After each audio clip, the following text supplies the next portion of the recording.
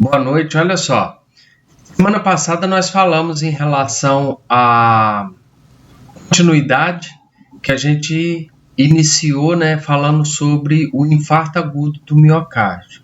Hoje nós vamos dar continuidade em relação aos sinais e sintomas que são mais comuns nos quadros e nos sintomas, né? Sinais e sintomas mais comuns no quadro de infarto agudo do miocárdio. A gente vai dar seguimento e na próxima, não sei se vai ser na próxima aula, mas nós vamos marcar uma aula prática para que nós possamos aplicar os cuidados de enfermagem, né? Quando nós nos deparamos com um quadro, com uma situação de infarto agudo do miocárdio. O que eu devo fazer nesse momento, né?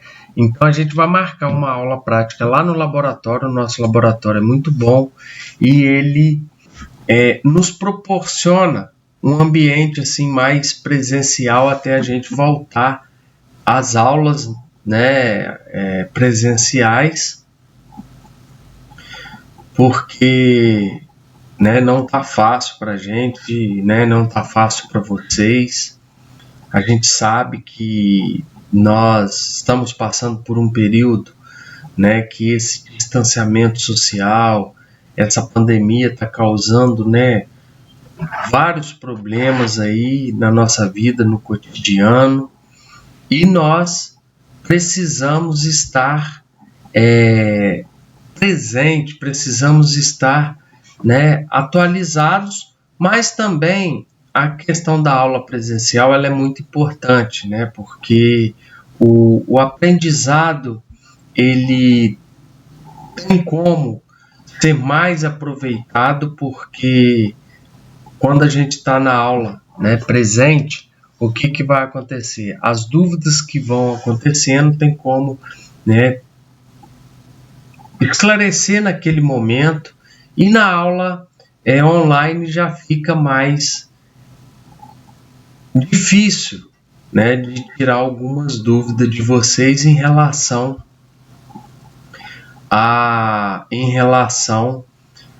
ao conteúdo mesmo, Então vamos dar prosseguimento, mas a gente não pode esmorecer, a gente não pode desanimar, a gente tem que manter a nossa atividade, a nossa vida, porque a vida continua.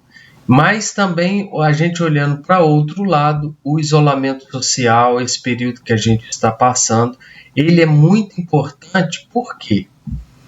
Porque são várias vidas, várias doenças, vários quadros de pessoas que serão evitados, várias pessoas serão evitadas da infecção. E a infecção, infelizmente, pelo coronavírus, a gente não sabe o que nos espera, a gente pode evoluir para um quadro simples, de mal-estar, os sinais clássicos, sinais e sintomas clássicos, mas também a gente pode ser um quadro assintomático, aquelas pessoas que não apresentam nenhum sintomas. E a gente também pode esperar o quê? Um quadro pior, de um ente querido, de uma pessoa que a gente ama, ou até mesmo com a gente. Então vamos dar continuidade. Nos próximos encontros a gente vai fazer de tudo para poder marcar uma aula presencial, uma aula prática para a manobra de ressuscitação cardiopulmonar, que ela é muito importante no momento em que a pessoa apresenta um quadro de infarto agudo do miocárdio. Tá? Então nós vamos seguir com sinais e sintomas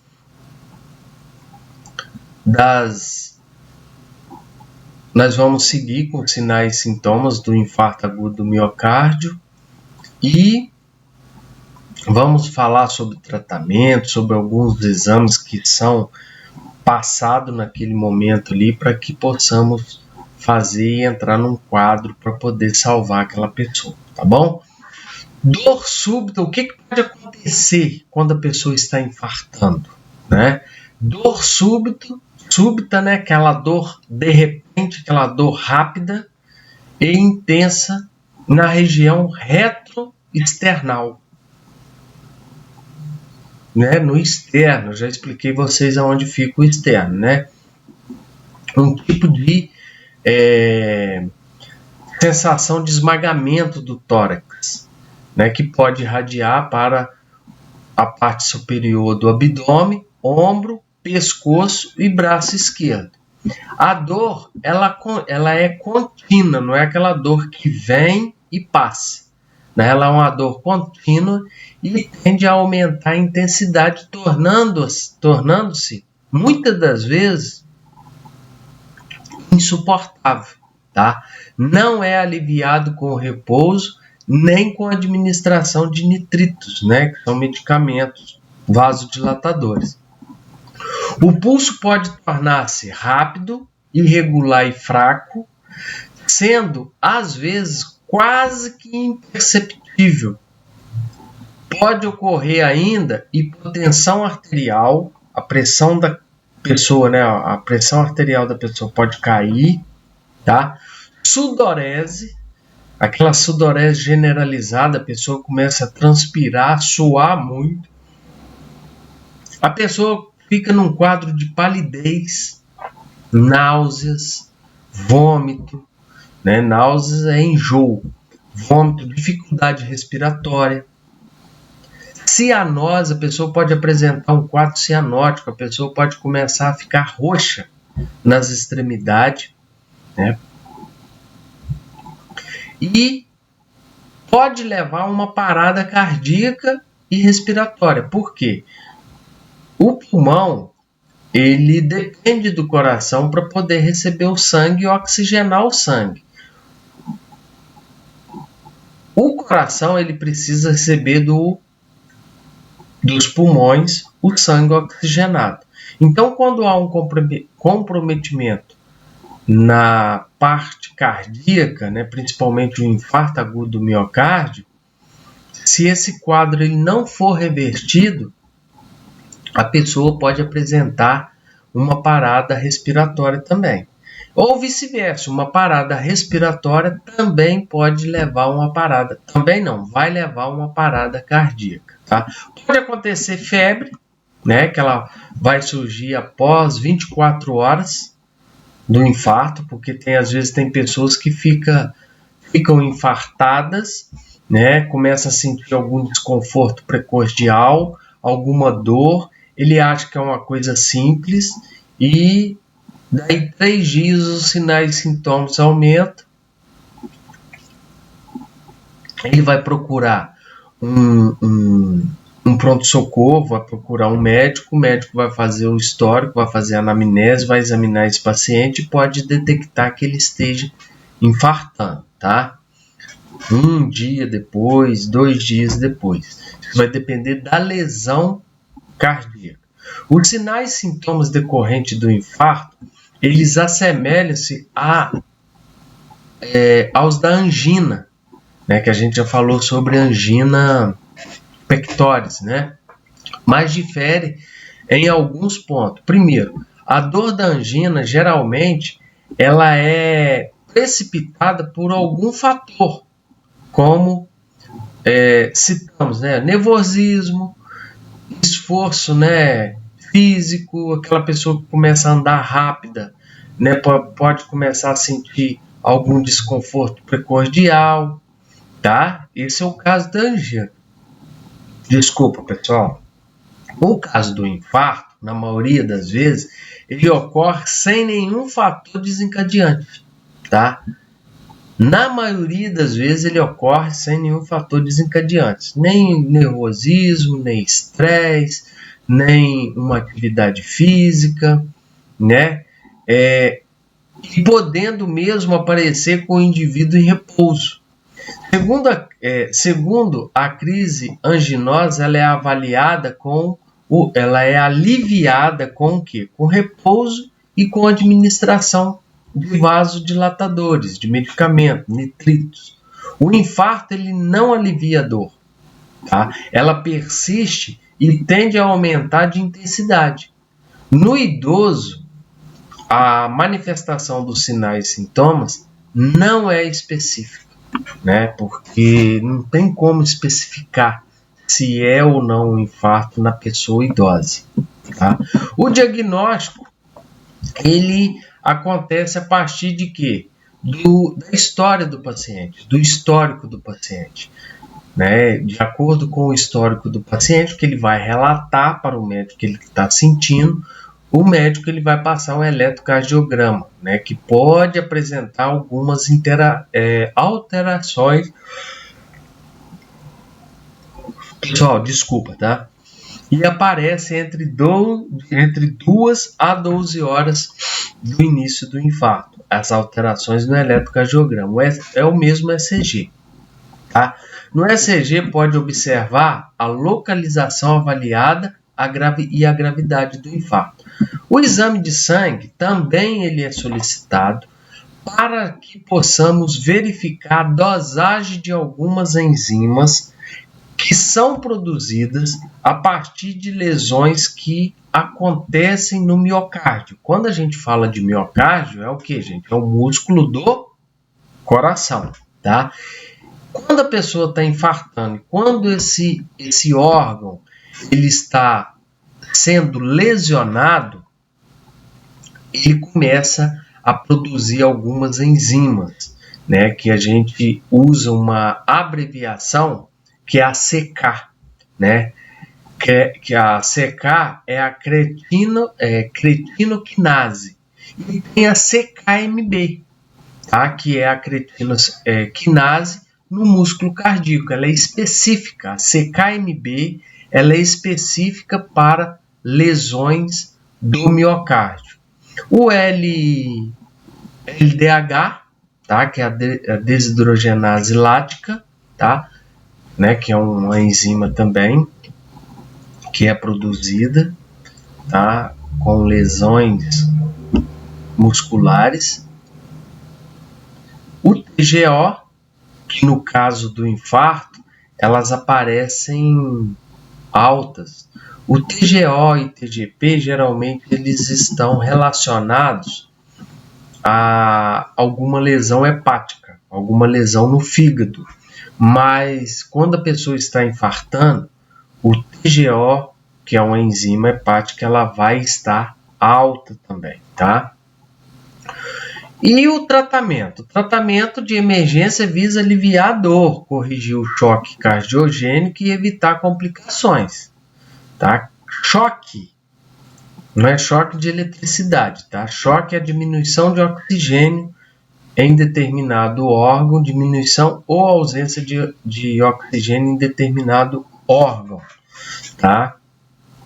Então, quando a gente fala de choque cardiogênico, é um choque causado por algum problema do coração. Pode ser um infarto, dependendo da angina, pode ser causado por uma insuficiência cardíaca congestiva, enfim, tá? E evitar complicações. Normalmente dura de 2 a 3 dias. Analgésicos, né, para aliviar a dor, geralmente são utilizados os narcóticos, né? Sulfato de morfina e similar, tem morfina. Na maioria das vezes é morfina mesmo que dá, mas podem utilizar outros similares, como codeína, como tramadol, tá? A gente precisa oferecer oxigênio para esse cliente para aliviar a dispneia e a dor, tá? Porque quando a pessoa está com muita dispneia, com muita falta de ar no momento do infarto, é porque o coração, os pulmões, eles não estão oxigenando o sangue normalmente, né? Fisiologicamente. Serão utilizados heparinas, né? Heparina, que são anticoagulantes, né? Para poder ajudar a prevenir formação de outros trombos, tá? E o agente trombolítico. Esses agentes trombolíticos, como a streptokinase, né? a APT, eles são o que? Ativador plasminogênio tecidual. O que significa isso? Significa para poder, quando a gente aplica o médico, ele prescreve a streptokinase e a gente administra no paciente, é para desobstruir, para poder desfazer aquele coágulo que está obstruindo aquela coronária, tá? Aquela artéria do coração, e facilitar a passagem sanguínea. Tá? Vasodilatadores coronarianos, precisa de vasodilatadores, né, para poder ajudar a dilatar as coronárias. Digoxina, geralmente é aplicado digoxina, que vai agir na parte, né, digital dos vasos, até mesmo no músculo cardíaco. Esse momento, quando a pessoa está apresentando alguns sintomas, sinais e sintomas de infarto agudo do miocárdio, a gente precisa oferecer, além de medicamento, né, que o médico é que prescreve, não somos nós, a gente só administra, mas a gente tem várias manobras para poder estarmos fazendo até chegar à administração de medicamento. Eu posso fazer o quê? Oferecer um repouso absoluto para esse cliente, eu posso oferecer o oxigênio para esse cliente, eu posso favorecer um ambiente mais tranquilo para esse cliente, tá? E geralmente passa alguns tranquilizantes, né? Alguns sedativos, dependendo do quadro do paciente, né? O quadro de estresse dele. O paciente que sofreu um infarto, né, do miocárdio, ele deve ficar em uma unidade equipada com monitores contínuos, com equipamento de ressuscitação e equipe médica e de enfermagem especializada pelo menos 72 horas, que é o período em que ocorrem as complicações mais graves do infarto, pondo em risco a vida do paciente. Então, quando o paciente ele fica, né, quando não é aquele infarto fulminante que lesionou muitas células, esse período de 72 horas aí, ele é muito importante para ficar em vigília, para ficar em monitorização desse cliente, para justamente evitar as complicações comuns, né? Passando do período crítico, o paciente ele ainda permanece hospitalizado 2 a 3 dias, sendo medicado e observado rigorosamente. Continuando em repouso, à medida que vai melhorando, começa a fazer exercícios programados até que possa voltar à sua vida normal. Tá? Então, na maioria das vezes, quando acontece um infarto, a pessoa não morre.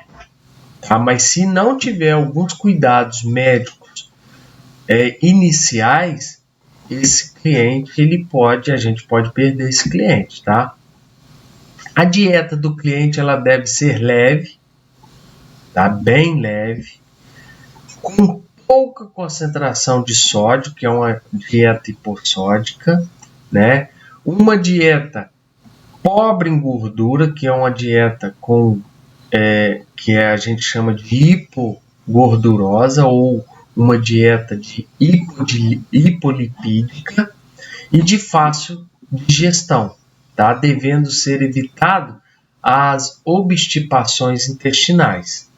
Também deve ser evitado os líquidos gelados, pois podem desencadear alguma arritmia, tá? O tratamento cirúrgico ele serve para reestabelecer a revascularização, né? Restabelecer a vascularização desse paciente, né? Do coração, para reconstituição do vaso lesado, né? Que a gente chama de ponte safena, tá? Tira a safena na perna, abre o tórax do paciente e faz o próprio nome já diz, faz uma ponte. Aonde está aquela veia obstruída, vai neutralizar aquela veia, tá?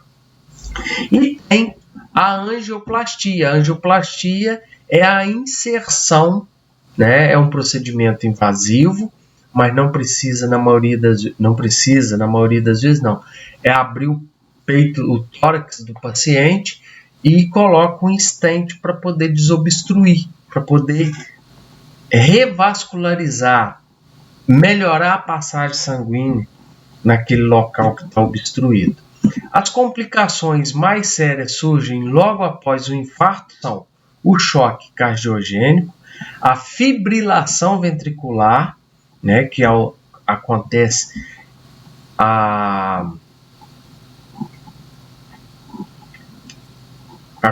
uma alteração no ritmo cardíaco, parada cardíaca, insuficiência cardíaca congestiva, edema agudo de pulmão e embolia pulmonar.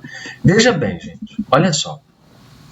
A parada cardiorrespiratória, ela é utilizada, a massagem, né? Porque tem vários procedimentos, tem desobstrução de vias aéreas, nós temos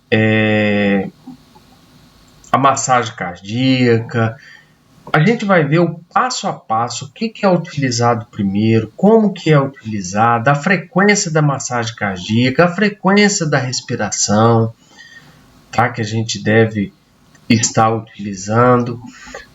Só para poder iniciar essa aula, a gente vai falar um pouco sobre a manobra, tá? Eu falei uma palavra aqui que na maioria das vezes é desconhecido para muitas pessoas, tá? Que é a fibrilação ventricular. O que é uma fibrilação ventricular? Quando uma pessoa está lá com suspeito de parada cardiorrespiratória, o que vai acontecer? Eu vou desobstruir as vias aéreas dele, vou iniciar a massagem cardíaca, porque eu vou verificar que ele está sem pulso, tá? Primeiramente eu verifiquei, está sem pulso, eu vou iniciar a manobra de ressuscitação, tá? Eu vou iniciar o quê? A massagem cardíaca, quando está, que a gente fala o traçado cardíaco, né, ele está com assistolia. A linha do batimento cardíaco, ela está, que a gente chama de assistolia, está com a linha reta. O paciente, o coração daquele cliente, ele está parado. Então, para esse coração voltar a funcionar, voltar a ter contrações, eu preciso fazer a massagem cardíaca. A massagem cardíaca, ela tem frequência, né? A gente vai ver isso tudo na aula prática. Tem que ter alternância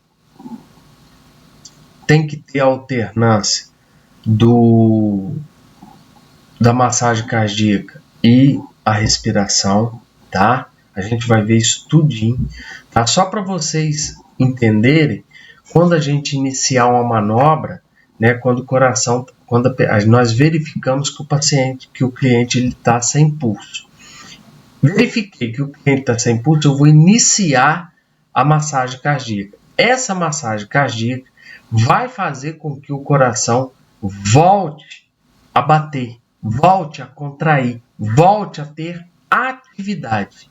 E essa atividade, quando o coração ele dá uma certa parada e ele volta com fibrilação ventricular. É todo descompensado, ele não tem ritmo correto. Eu verifiquei que ele está com ritmo, o que eu vou fazer? Aí é nesse momento que eu percebi que ele estava com assistolia e o coração do paciente voltou a bater a partir da minha manobra, eu vou usar o cardioversor, usar a cardioversão, que é o desfibrilador.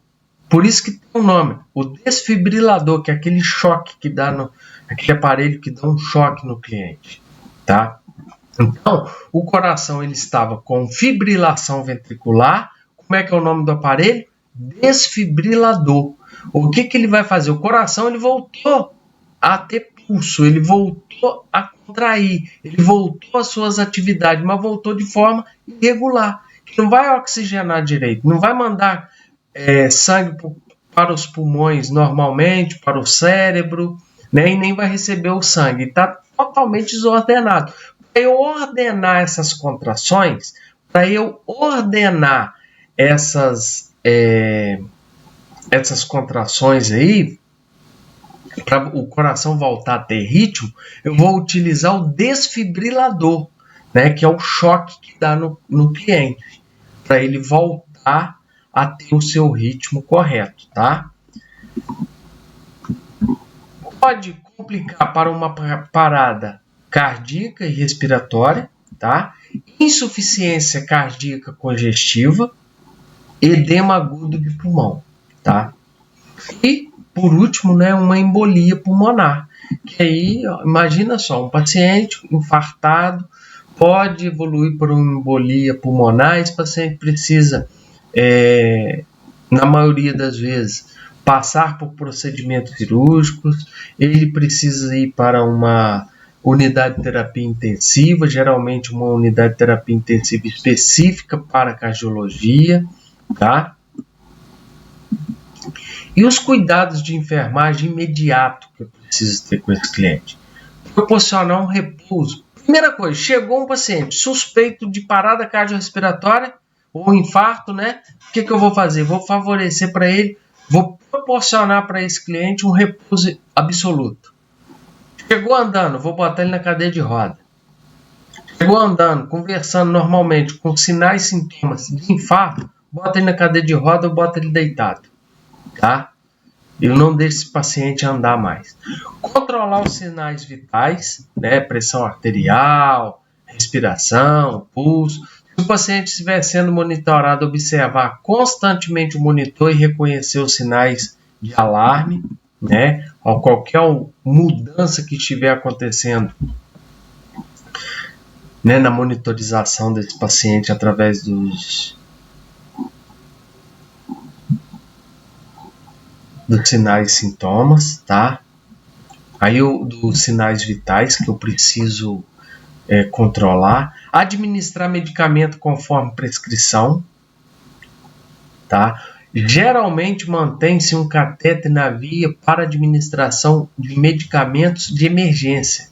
Geralmente já vai ficar a gente vai fazer o quê? Uma punção venosa nesse paciente para poder colocar um catéter ali, né? Na maioria das vezes um polifix, né? Que é aquele que tem duas saídas, que é um para hidratação e outro para administração de medicamento, tá? Manter o paciente calmo, evitando qualquer tipo de esforço, controlar a diurese de hora em hora, né? Que aí a gente vai fazer o balanço hídrico, que é a quantidade de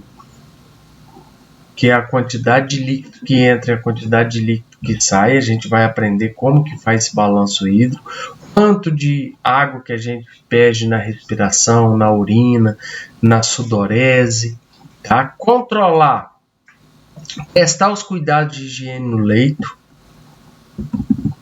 tá? Orientar os familiares, pois de modo geral o paciente fica proibido de receber visita nos primeiros dias, então a gente tem que dar uma atenção especial à pessoa, manter vigilância contínua, anotar e avisar imediatamente o médico se ocorrer qualquer alteração com o paciente, tá? Observar os cuidados da administração de oxigênio, manter cuidados especiais na administração de analgésico, nunca administrar um narcótico se a respiração do paciente estiver inferior a 12 movimentos por minuto, tá? Porque esses medicamentos, né, eles podem causar uma depressão respiratória, tá? Estimular a respiração profunda, mudança de decúbito e exercício leve com membros inferiores para evitar complicações respiratórias e circulatórias, tá? E os cuidados na convalescência. O que são cuidados na convalescência? São os cuidados quando a pessoa, até então, esse momento que a gente falou agora, são os cuidados imediatos de enfermagem, tá?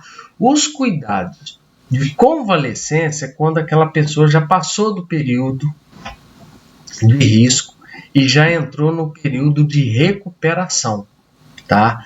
Eu preciso fazer a orientação do paciente e da família para evitar conversas excessivas e assuntos desagradáveis, tá? Auxiliar o cliente quando se levantar do leito para que se sinta seguro, orientar quando a dieta e exercício que poderá fazer e as restrições que deve obedecer da melhor maneira possível, evitando fumo, álcool, controlando o peso corporal, manter o ritmo de exercício regulados e controlados, né? Caminhada, respirar puro, a evitar qualquer atividade que produza cansaço, né? Que produza dispneia excessiva e o cansaço excessivo e os extremos de calor e frio, tá? Então, a gente falou até agora sobre o infarto agudo do miocárdio e a gente vai marcar uma aula prática para a gente ir para o laboratório para que possamos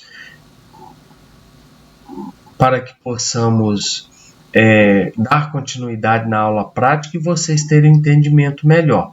E agora a gente vai entrar em um assunto, né, outro problema do coração, que é a insuficiência cardíaca congestiva. Para a gente dar continuidade, pessoal, aí a gente vai ver a questão da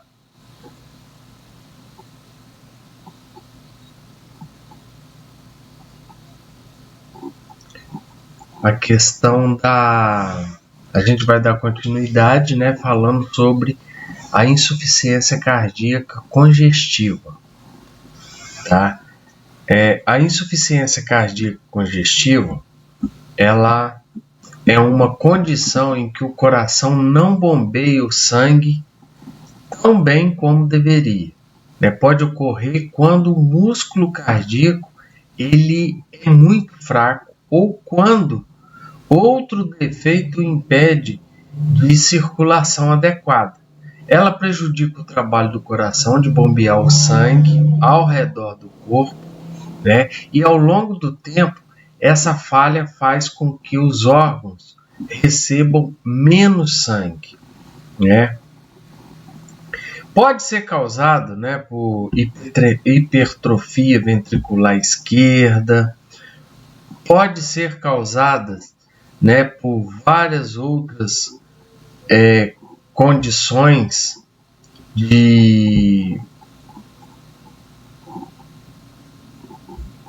pode ser, né, por outras patologias, enfim. Olha só.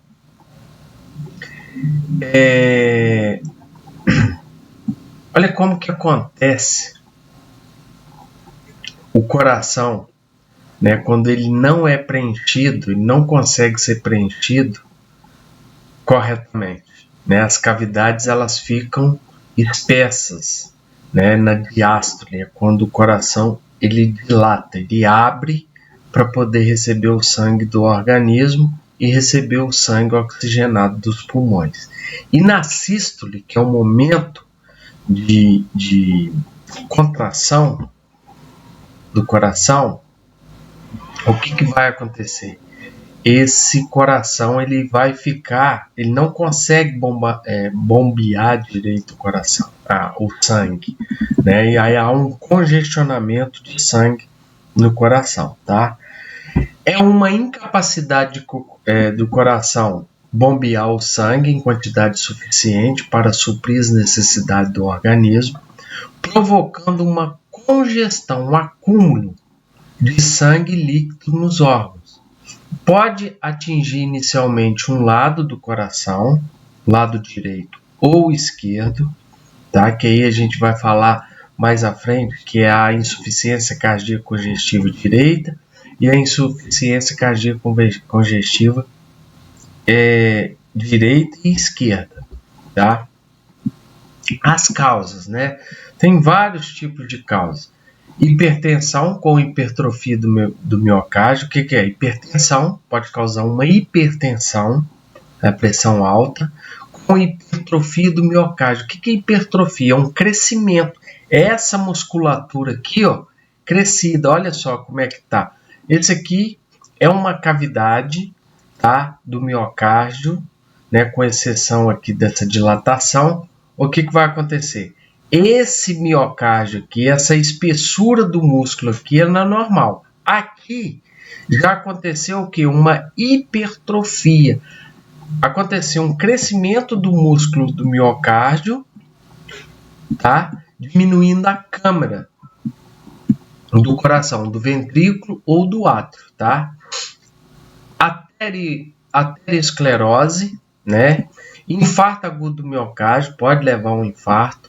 Miocardite, que é uma inflamação, né, do tecido muscular. Cardiopatia reumática, enfim. Insuficiência aórtica, hipervolemia, aumento súbito do volume circulatório devido à transfusão ou infusão, tá? Uma hipervolemia, o que significa isso? Um aumento do volume, uma retenção de líquido, anemia, insuficiência renal, arritmia cardíaca, tá? Tem a insuficiência cardíaca congestiva, né? Ou insuficiência cardíaca esquerda. Se o lado esquerdo do coração não tiver uma força de contração suficiente para impulsionar todo o sangue que chega dos pulmões para o organismo, a tendência é hipertrofiar e o sangue ir se acumulando dentro dos pulmões, provocando edema pulmonar. Tá? Então, quando acontece uma insuficiência cardíaca esquerda, tá? A tendência é o que? Hipertrofiar o músculo cardíaco e o sangue ir se acumulando dentro dos pulmões, né? Provocando edema agudo de pulmão. Isso quando a insuficiência cardíaca ela é esquerda. Quando é direita, acontece o que? Uma retenção de líquidos, principalmente em membros inferiores, nas pernas, aquele problema demasiado, né? Aquela perna, aqueles membros inferiores edemaciado, né? Por outro lado, se a insuficiência ocorrer no lado direito, que normalmente deve receber o sangue no organismo e bombear para os pulmões para ser oxigenado, devido à falha cardíaca direita, irá dilatar o ventrículo direito, prejudicarão a oxigenação do sangue e o sangue tenderá a retornar para os locais de onde veio, para o organismo, ocorrendo um acúmulo de líquido onde? Nos órgãos de grande circulação. Inicia geralmente com edema, inchaço, né, nos membros inferiores, que aumenta no final do dia a dia e diminui com o repouso, tá? Cianose de extremidade, a pessoa começa a ficar cianótica, roxa, né? Distensão abdominal devido à hepatomegalia, um crescimento do fígado, a esplenomegalia, que é um crescimento do pâncreas, e a ascite, né? Pode acontecer acúmulo, aquela barriga d'água, né? Aquela acúmulo de água no abdômen. Dilatação das veias do pescoço, taquicardia, enfim. Os sinais e sintomas, tá? Pode acontecer bem parecido com o infarto agudo do miocárdio, tá? Dispneia e cansaço que aumentam gradativamente, iniciando com grandes esforços, depois médios e finalmente ao menor esforço, podendo ocorrer mesmo com o indivíduo em repouso. Ortopneia noturna, né? O paciente ele desperta sufocado, tá? Que a gente chama de paroxística, tá? Tosse, palidez, cianose de extremidade, que é aquela vai ficando roxo de extremidade, oligúria e nictúria. Sinais de edema pulmonar, dispneia intensa, tosse, escarro, róseo e espumoso, angústia, agitação, cianose e sensação de morte. Diagnóstico: sinais e sintomas de exame físico, né? Gera todos são através de exame físico, tá? Eletrocardiograma, tá? Raio-x de tórax, pressão venosa central, que é a PVC, cateterismo cardíaco, né? Aí vai fazer um cateterismo cardíaco para ver como é que tá a obstrução, tá? Exame de sangue para poder verificar o quê? A dosagem de sódio e potássio, tá? Para ver a concentração de sódio e potássio que tiver ali, porque às vezes pode estar levando também esse paciente a ter uma retenção de líquido e o paciente desenvolveu o quê? Uma insuficiência renal, tá? Na próxima aula a gente vai falar sobre os tratamentos e complicações da insuficiência cardíaca e falar sobre os cuidados, tá? E depois a gente vai entrar falando sobre a hipertensão arterial, tá? Então, boa noite, pessoal, e até o próximo encontro, tá? Que a gente vai ter, se Deus quiser, para que possamos dar continuidade no conteúdo e a gente findar esse conteúdo aí da melhor forma possível. E breve a gente já estará presente, tá bom? Um beijo no coração de cada um de vocês.